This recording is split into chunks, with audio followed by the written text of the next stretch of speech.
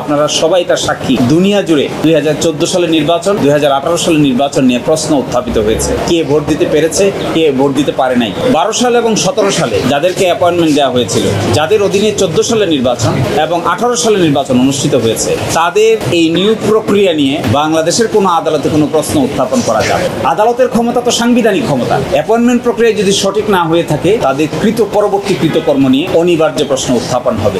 2014 সালের নির্বাচন এবং 2018 সালের নির্বাচন যাদের আন্ডারে হয়েছে, তার প্রধান নির্বাচন কমিশনার নিয়োগ হয়েছিলেন 2012 সালে একজন, আরেকজন 2017 সালে, এবং অন্যান্য নির্বাচন কমিশনারগণ।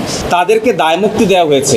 রুলে আমরা এটাই চেয়েছি যে তাদের এটাকে দায়মুক্তি দেওয়ার যে আইন, এই আইনটা কেন অসাংবিধানিক হবে না, এই মর্মেই আমাদের হাইকোর্ট বিভাগ আজকে রুল জারি করেছেন। বাকিটা শুনানির সময় আপনারা সবাই জানতে পারবেন। 4 সপ্তাহ এই মামলার বিবাদী হলো আইন মন্ত্রণালয়ে, আইন বিভাগের, আইন মন্ত্রণালয়ের আইন প্রণয়ন শাখার সচিব এবং বাংলাদেশ নির্বাচন কমিশন সচিবালয়ের সচিব, দুজনকে বিবাদী করা হয়েছে। 12 সালে এবং 17 সালে যাদেরকে অ্যাপয়েন্টমেন্ট দেওয়া হয়েছিল, যাদের অধীনে 14 সালের নির্বাচন এবং 18 সালের নির্বাচন অনুষ্ঠিত হয়েছে, তাদের এই নিয়োগ প্রক্রিয়া নিয়ে বাংলাদেশের কোনো আদালতে কোনো প্রশ্ন উত্থাপন করা যাবে। আমরা এই আইনটাই চ্যালেঞ্জ করেছি, ধারা 9। আমরা বলেছি বাংলাদেশের কোনো আইনে এই ধরনের বিধান থাকা অসাংবিধানিক নয়, কাউকে দায় মুক্তি দিয়ে, অর্থাৎ তাদের অ্যাপয়েন্টমেন্ট নিয়ে এবং তাদের কৃতকর্ম নিয়ে কোনো আদালতে প্রশ্ন উত্থাপন করা যাবে না। তাহলে আদালতের ক্ষমতা আর কি হবে?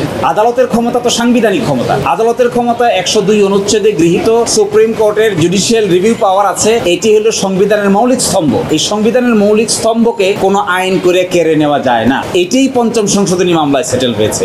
এই জন্যই আমরা আজকে আদালতের সামনে এই যুক্তি উপস্থাপন করেছিলাম। আদালত সন্তুষ্ট হয়ে 4 সপ্তাহের রুল দিয়েছেন এবং আইন মন্ত্রণালয়ের সচিব এবং নির্বাচন কমিশনের সচিবকে কারণ দর্শানোর জন্য 4 সপ্তাহ সময় দিয়েছেন।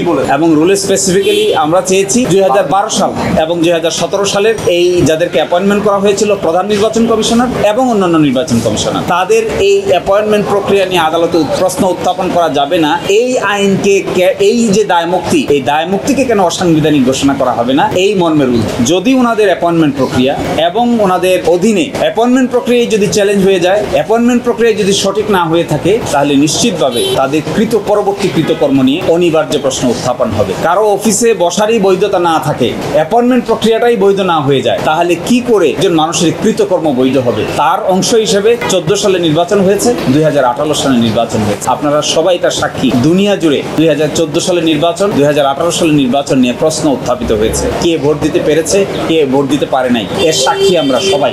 এ নিয়ে নতুন করার কিছু নাই।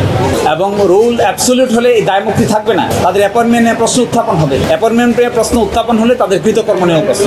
দায়মুক্তির নজির আছে পঞ্চদশ সংশোধনীর ক্ষেত্রে, মূল সিনেমা হলের মামলা আপনারা দেখতে পাবেন। 5ম সংশোধনীর ক্ষেত্রে এই দায়মুক্তি আছে হলো অপারেশন ক্লিন হার্টের ক্ষেত্রে যে দায়মুক্তি দিয়েছিলেন, সেটাতেও হাইকোর্ট ডিভিশনের একই প্রশ্ন আছে।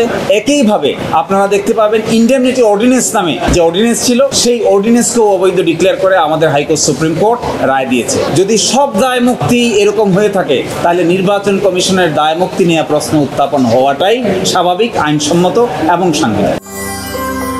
সত্য, বস্তুনিষ্ঠ ও নিরপেক্ষ দৈনিক জনবাণী।